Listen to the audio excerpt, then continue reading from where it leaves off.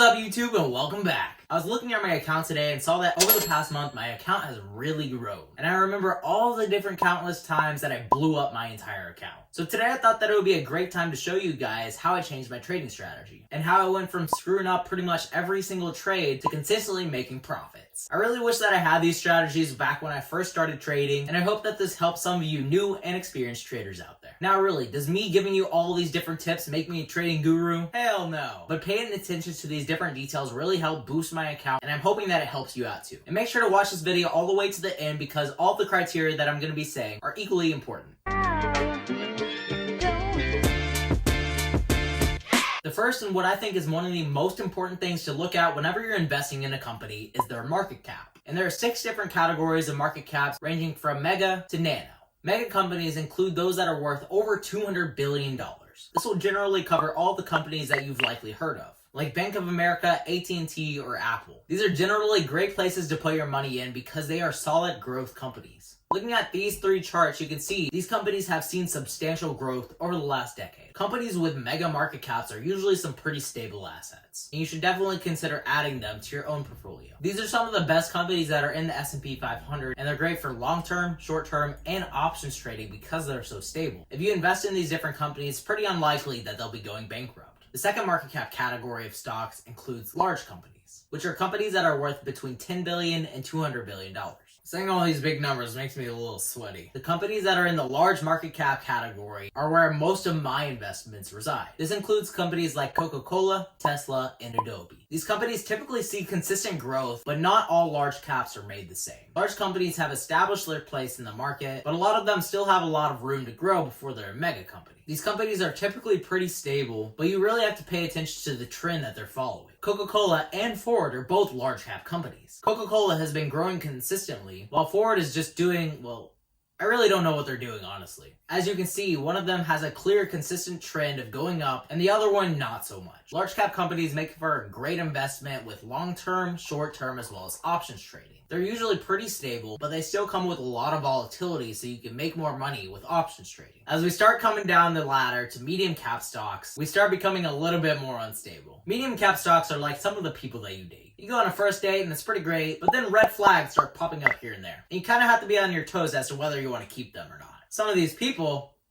companies, can be really great for you. They can make you super happy. But other ones can go bankrupt and completely ruin your life. The really good ones are the new stocks that have a lot of potential for growth. Think about Lyft, for example. It changed the transportation game along with Uber, and it's probably going to continue to rise up. But you can also think about the hospitality that are now medium cap stocks because of this recession. They're possibly at risk of going bankrupt, even though they seemed like a great deal originally. These stocks generally aren't included in the S&P 500, but if you see a value in one of these companies, you could potentially see a lot of return. But you have to understand that they are pretty risky, so I personally don't put down a lot of money on these. I usually don't use these stocks for options trading because they come with a lot of volatility. But they could be great additions to your short or your long-term portfolio. The final market cap that I want to talk about is a small market cap. Companies that are worth between $300 million and $2 billion.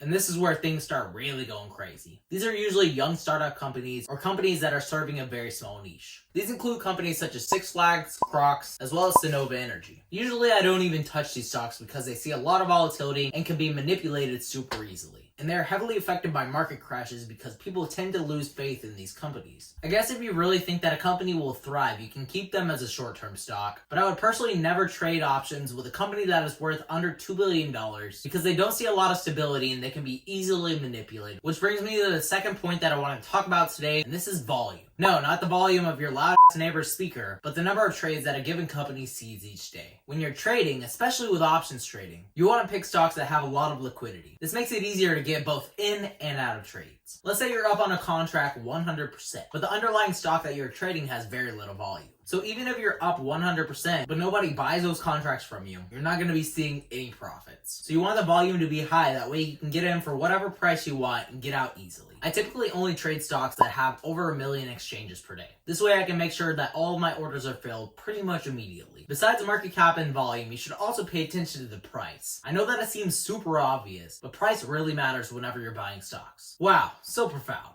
Generally, I try to avoid stocks that are under $10 because these stocks have typically followed a downtrend pattern to get to the price where they're at. Occasionally, once in a blue moon, I will buy a stock that's under $10, but you will never see me buying penny stocks. stocks. The lower the price of a stock goes, the more that it can be manipulated with volume. If you see a stock that is worth $100 move 10 cents, that stock will move 0.1%. But if you were to see a stock that is $1 move 10 cents, that is a change of 10%. I like to put my money down on companies that have seen consistent growth and they're stable. And penny stocks as well as stocks that are worth less than $10 typically don't fill this requirement. And under no circumstance would I trade options with a stock that is worth under $25.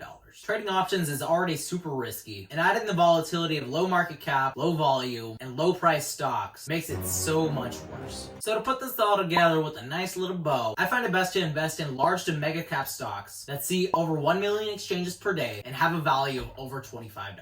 I made a video on how to filter for these stocks using the website FinViz as well as TD Ameritrade. So if you're interested in learning more about that, you can go here. It's also important to remember that this is my own personal trading strategy. And this is what's finally working for me after years of trial and error. I've made pretty much every single mistake that you can possibly think of. I've traded penny stocks. I've had diamond hands. And basically anything else that could possibly go wrong. Now I only invest in companies that have proven their value to me for many, many years. You might have different criteria than I do, and that's completely fine. Maybe you're the best penny trader out there, and as long as you're profitable, stick to it. But if you haven't been making consistent profits, I hope that this video helps you out. If you guys have any other tips or trading strategies, make sure to leave them down in the comments below. That's what we're all here for, to help each other out. And if you want to keep up with what trades that I'm making on a day-to-day basis, be sure to check out my Discord link, the first link down in the description. So with that all said, guys, remember to stay positive, stay green. I'll catch you in the next one.